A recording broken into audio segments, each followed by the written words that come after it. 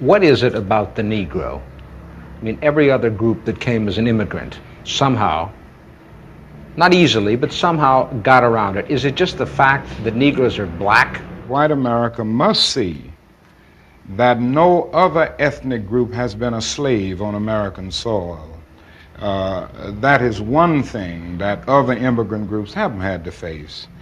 The other thing is that the color became a stigma. American society made the Negro's color a stigma. America freed the slaves in 1863 through the Emancipation Proclamation of Abraham Lincoln, but gave the slaves no land or nothing in reality, and as a matter of fact, to get started on. At the same time, America was giving away millions of acres of land in the West and the Midwest, which meant that there was a willingness to give the white peasants from Europe an economic base.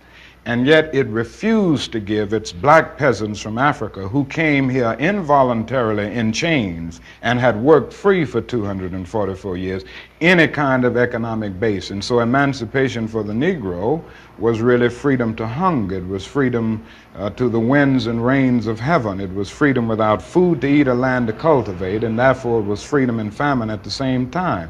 And when white Americans tell the Negro to lift himself by his own bootstraps, they don't look over the legacy of slavery and segregation. I believe we ought to do all we can and seek to lift ourselves by our own bootstraps, but it's a cruel jest to say to a bootless man that he ought to lift himself by his own bootstraps. And many Negroes, by the thousands and millions, have been left bootless as a result of all of these years of oppression and as a result of a society that deliberately made his color a stigma and something worthless and degrading.